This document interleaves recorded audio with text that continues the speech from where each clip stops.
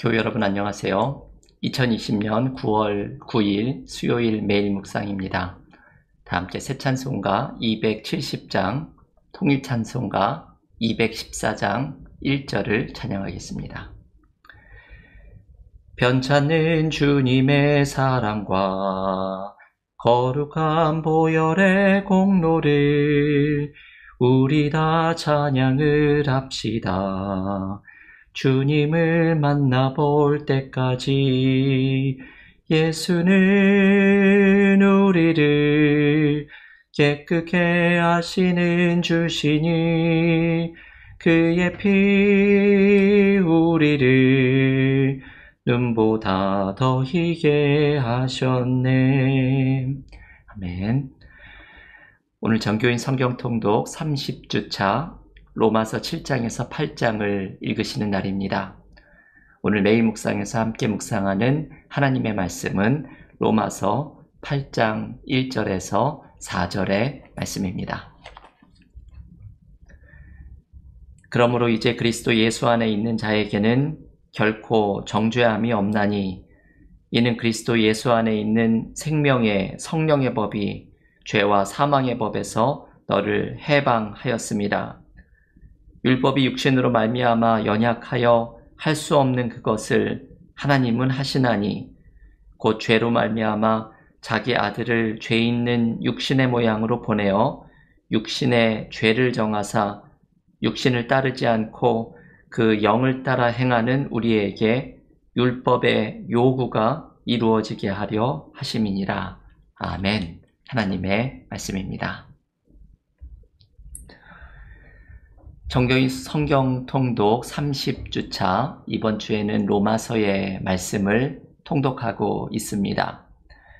오늘 우리가 묵상하는 로마서 8장의 말씀은 흔히 바울이 로마서에서 자신의 복음에 대해서 가장 분명하게 말하는 부분 중에 하나로 손꼽힙니다. 오늘 통독한 본문이 아마도 로마서에서 가장 중요한 말씀을 하나를 꼽으란다면 오늘 우리가 봉독한 말씀일 것입니다. 로마서 8장은 하나의 선포로, 선언으로 시작합니다. 로마서 8장 1절과 2절을 제가 다시 한번 읽어보겠습니다. 그러므로 이제 그리스도 예수 안에 있는 자에게는 결코 정죄함이 없나니 이는 그리스도 예수 안에 있는 생명의 성령의 법이 죄와 사망의 법에서 너를 해방하였습니다. 제가 주일에 참회의 기도 때 사죄의 선언으로 잘 읽는 말씀이 이 로마서 8장 1절과 2절의 말씀입니다. 이 말씀이 바울이 말하는 복음의 기쁜 소식의 전부라고 이야기할 수 있습니다. 이것이 믿어지는 사람은 모든 것이 끝이 납니다. 이제 그리스도 예수 안에 있는 자에게는 결코 정죄함이 없나니 바울에게 복음의 기쁜 소식이란 하나님이 우리의 죄를 용서해 주시고 의롭다 하시고 올바르게 되었다고 선언해 주시는 것을 의미합니다. 그런데 하나님께서 우리를 의롭다고 불러주시는 것은 우리에게 무언가 선한 것이 있기 때문이 아닙니다. 지금 읽었던 로마서 8장 1절의 말씀처럼 예수 그리스도의 십자가의 은혜로 우리에게 있는 그 수많은 죄를 하나님이 없는 것처럼 여겨주시겠다는 위대한 선포에 있습니다. 이것이 바로 복음입니다. 여러분, 이것이 믿어지십니까? 나의 죄가 예수 안에서 완전하게 사함을 받았다는 이 말씀이 정말 믿어지십니까? 이것을 마음으로 믿는 것이 복음을 받아들이고 예수 그리스도를 나의 구주로 영접하는 것입니다. 저는 가끔 이런 질문을 하는 분들을 만날 때가 있습니다. 예수님 안에서 자신의 모든 죄가 용서받았다는 것은 알겠는데 가끔 가다가 과거에 자신이 지었던 죄가 자신을 괴롭힐 때가 있다는 것입니다. 그때 어떻게 하면 좋겠느냐는 것이죠. 이분의 고민은 우리 모두가 가지고 있는 고민입니다. 내가 십자가에서 나의 죄를 대신해서 돌아가신 예수님을 믿는 믿음으로 죄가 사함받은 것을 알지만 우리가 살아가다 보면 문득문득 과거에 지었던 죄들이 생각이 납니다. 이 죄책감의 문제가 우리를 따라다니는 것이지요. 그러면서 마음에 회의가 들고 스스로에 대해서 정죄하는 마음이 들면 내가 정말 구원을 받았나 의심하는 시점에까지 이르게 됩니다. 사단이 그리스도인을 공격하는 가장 좋은 방법 중에 하나는 바로 이 죄책감을 건드리는 것입니다. 이걸 건드리면 사람들이 참 괴로워하고 이게 연약한 부분이라는 것을 사단은 알고 있습니다. 아직도 너의 마음속에 이런 것이 남아있고 너를 괴롭히고 있는데 네가 정말 그 죄에 대해서 용서함을 받았니? 사단은 이렇게 우리의 연약함을 정죄하며 공격하며 들어옵니다. 사단이 우리의 죄책감을 찌르면서 내가 정말 용서함을 받았는지 의심이 들게 만듭니다. 여러분, 이런 어려움을 경험할 때 우리가 반드시 기억해야 하는 말씀이 오늘 읽었던 로마서 1장 1절과 2절의 말씀입니다. 그러므로 이제 그리스도 예수 안에 있는 자에게는 결코 정죄함이 없나니 그리스도 예수 안에 있는 생명의 성령의 법이 죄와 사망의 법에서 너를 해방하였습니다. 아멘. 이 로마서 8장 1절과 2절의 선언은 위대한 선언입니다. 우리의 모든 죄가 사하여졌습니다. 예수께서 우리의 죄를 담당해 주시고 우리를 사망의 법에서 해방시켜 주시는 자유함을 주셨습니다. 이것을 믿음으로 고백하면서 우리를 괴롭히는 죄책감의 쓴뿌리를 단호하게 내어쫓아야 합니다. 죄책감에 사로잡히는 사람은 과거의 잘못에 발목을 잡히는 사람입니다. 하나님이 십자가의 은혜로 정죄하지 않으시겠다고 분명히 말씀하셨는데 하나님도 잊어버리신 과거의 죄를 내가 다시 끌어안고 고민하는 사람은 참으로 어리석은 사람입니다. 그래서 사도 바울은 갈라디아서 5장 1절에서 이렇게 말합니다. 그리스도께서 우리를 자유하게 하려고 자유를 주셨으니 그러므로 굳건하게 서서 다시는 종의 멍에를 매지 말라. 바울의 이 말을 잘 들으십시오. 다시는 죄의 종의 멍에를 매지 말고 다시는 죄책감의 종의 멍에를 매지 말라는 말씀입니다. 이 죄의 멍에가 이미 십자가에 못 박혀서 모두 사함을 받았다는 이 완료된 사실을 늘 기억해야 합니다. 우리는 가끔 이런 모습을 보입니다. 교회에 나와서 십자가의 은혜로 죄의 용서를 받았다는 이 은혜에 감격하다가 예배가 끝나고 집에 돌아갈 때에는 이 죄의 보따리를 또 주섬주섬 챙겨서 이 멍에를 끌어안고 가는 사람들이 있습니다. 참 어리석은 사람들이죠.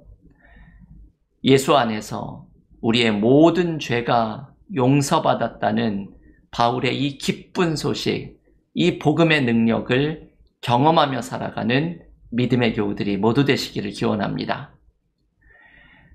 그러면 우리가 예수 안에서 모든 죄가 용서함을 받았다면 우리에게 이런 질문이 생깁니다. 그러면 내가 앞으로 아무렇게나 막 살아도 괜찮다는 말인가?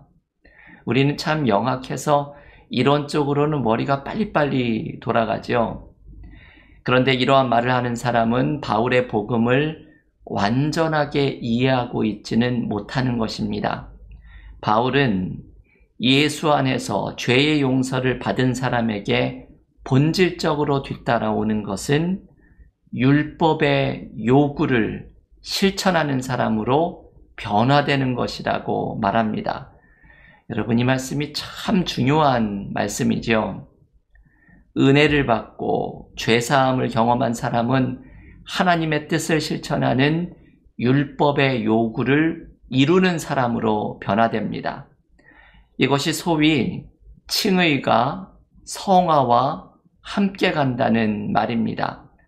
구원을 받았다는 칭의만 강조하고 성화는 거룩한 삶, 율법의 요구를 이루는 삶은 선택사항이라고 말하는 것이 아니라 죄사함의 구원, 이 칭의를 경험한 사람은 자연스럽게 성화의 삶이 함께 시작된 것입니다. 이것이 바울이 말하는 복음의 완전한 그림이지요. 이 말씀을 오늘 본문의 로마서 8장 4절이 알려줍니다. 로마서 8장 4절을 함께 읽어보겠습니다. 육신을 따르지 않고 그 영을 따라 행하는 우리에게 율법의 요구가 이루어지게 하려 하심이니라. 아멘. 바울은 예수 그리스도의 십자가의 은혜로 우리가 의롭다함을 얻은 순간 우리는 율법의 요구를 이루어가는 사람으로 변화된다고 강조합니다. 지금 읽었던 이 4절의 말씀은 바울에게는 대단히 중요한 말씀입니다. 바울의 오랫동안의 고민에 대한 해답이기도 합니다. 로마서는 율법이 가지고 있는 긍정적인 기능에 대해서 반복해서 가르쳐 줍니다. 율법은 본래적으로는 선한 것이고 우리에게 생명을 주는 것이고 하나님과의 깊은 관계로 인도하는 것입니다. 그래서 바울은 로마서 2장 13절에서 율법을 행하는 자라야 의롭다함을 얻는다고까지 말합니다. 이 율법이 가진 본래적인 선한 기능 때문이지요. 그런데 문제는 우리는 율법을 실천한 능력을 잃어버렸습니다. 우리 안에 있는 죄의 본성이 하나님의 뜻인 율법을 실천할 수 있는 능력을 잃어버리고 그래서 율법은 이것을 실천하지 못한 우리에게 너는 얼마나 죄인이냐 이것을 고발하는 기능만을 하게 되었습니다. 그런데 이제 예수 안에서 죄의 법에서 해방이 된 사람은 율법을 지킬 수 있는 능력이 또한 생깁니다. 이 율법을 지킬 수 있는 능력이 어떻게 생깁니까? 지금 읽었던 로마서 8장 4절의 말씀은 그 능력을 영에 따라 행하는 우리에게 라는 표현으로 가르쳐 줍니다. 한마디로 성령이지요. 성령에 사로잡혀서 율법의 요구를 이루는 삶으로 나아간다는 것입니다. 여기에 바울이 이야기하는 복음의 핵심적인 말씀이 등장합니다. 예수 그리스도를 영접하는 순간에 우리 안에 일어나게 되는 것은 죄사함의 은혜가 임하고 성령께서 우리와 함께 하시면서 이 성령을 통해 율법의 요구를 이루는 삶을 살아가게 된다는 것입니다. 그래서 칭의와 성화가 함께 시작되는 삶이 그리스도인의 삶인 것입니다. 우리가 이런 일을 경험하는 사람을 주변에서 많이 보게 됩니다.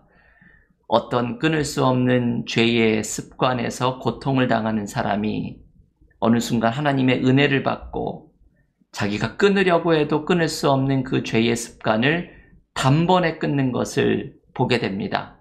사람이 변한 것이지요. 기적은 다른 것이 아니라 이것이 바로 기적입니다. 또 누군가에게 상처를 입고 그 사람을 미워하던 사람이 예수 그리스도의 십자가의 은혜를 경험하고는 그 미워하던 사람을 품고 사랑하는 마음이 들게 됩니다. 이런 것이 진짜 기적입니다. 이러한 변화들이 일어나는 이유는 성령께서 우리 안에 들어오셔서 우리의 마음을 변화시켜 주시기 때문입니다. 우리의 노력으로는 절대로 되지 않습니다. 성령의 역사가 없으면 안 됩니다. 성령으로 우리는 하나님의 뜻, 율법의 요구를 이루는 삶으로 변화되는 은혜를 경험하게 됩니다. 여러분, 오늘 바울이 말하는 복음의 그 완전한 그림, 가장 중요한 말씀을 묵상하였습니다. 우리는 예수 안에서 어떠한 정죄함도 없는 죄사함의 은혜를 경험합니다. 이 은혜를 누린 사람은 성령 안에서 율법의 요구를 이루는 사람으로 변화됩니다. 오늘 바울이 말하는 이 복음의 핵심을 경험하면서 복음의 능력이 우리 모두에게 임할 수 있기를 바랍니다. 죄 용서와 성령의 능력을 체험하면서 하나님이 기뻐하시는 성령으로 행하는 사람이 되는 은혜가 우리 모두에게 펼쳐지는 그리스도인의 삶이 되기를 주님의 이름으로 간절히 기원합니다. 함께 기도드리고 각자 통독과 개인 기도로 경건의 시간을 이어가겠습니다. 하나님, 나 같은 죄인을 예수 그리스도의 십자가의 은혜로 죄 용서를 얻게 하시니 감사드립니다. 이제는 성령의 생명의 법 안에서 죄사함의 은혜를 경험하는 십자가의 능력을 경험하며 살아가는 믿음의 삶이 되게 하여 주시옵소서. 하나님의 죄 용서의 은혜를 경험한 사람들은 성령의 능력 가운데 율법의 요구를 이루는 삶으로 변화될 것이라 말씀하셨사오니 내 안에 임하시는 성령께서 충만하게 역사하여 주시사 하나님의 뜻을 이루어가는 성화의 삶을 살아가게 하시고 우리가 성령으로 충만하여 성령으로 행하는 사람들 모두 되게 하여 주시사 하나님께 영광을 올려드리는 하나님의 기쁨이 되는 삶이 되게 하여 주시옵소서.